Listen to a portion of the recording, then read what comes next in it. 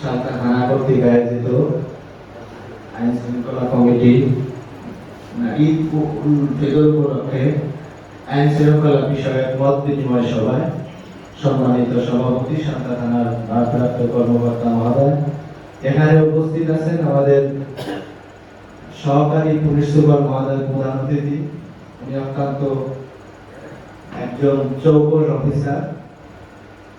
আমাদের আইন শৃঙ্খলা নির্বাচন পরবর্তীতে যেমন থাকার কথা ছিল, আসলে আমরা সালতা থানা পুলিশ এবং স্যারকে ধন্যবাদ জানাই যে সালতার মতো জায়গায় নির্বাচন পরবর্তীতে তেমন কোনো ঘটনা ঘটে নাই।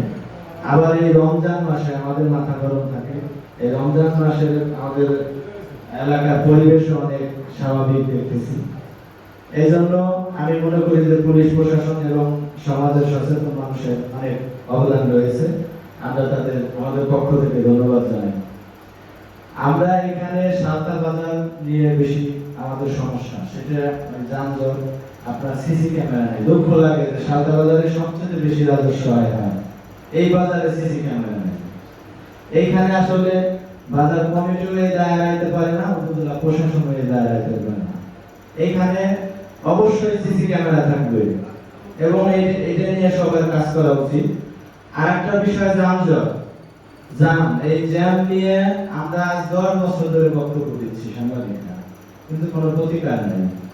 কারণ এইখানে সবচেয়ে বড় সমস্যা, এটা আমাদের পরামর্শ যে পেঁয়াজ পাট হাটা, এই দুইটা হাটা যেহেতু বাইপাস সড়ক হয়েছে, এই পেঁয়াজের বাজার এবং পাটের যদি বাইপাস সড়কে কোনোভাবে আনা যায় বা হস্তান্তর করা হয়, সেক্ষেত্রে আমার মনে হয়, তাছাড়া তো উবার ব্রিজ ছাড়া আমার মনে হয় যানজট নিরসনের কোনো সুযোগ নেই, যত চেষ্টাই করি।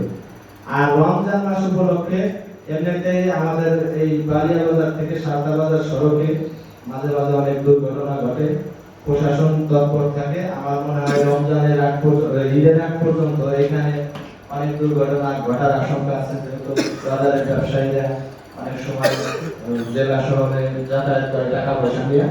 এইদিকে অন্তত সন্ধ্যার পরে যাতে পুলিশের টহল আরো বাড়ে, এই জন্য আমি প্রশাসনের প্রতি অনুরোধ জানাইতেছি।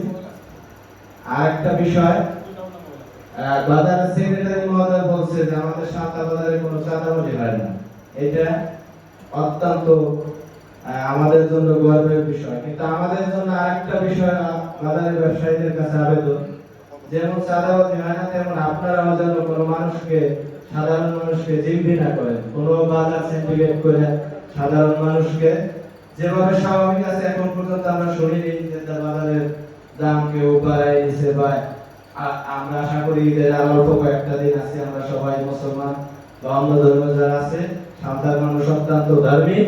আমরা চাই যে আমাদের কেউ যেন, সাধারণ মানুষ যেন কোনো ব্যবসায়ী কবলে না পড়ে।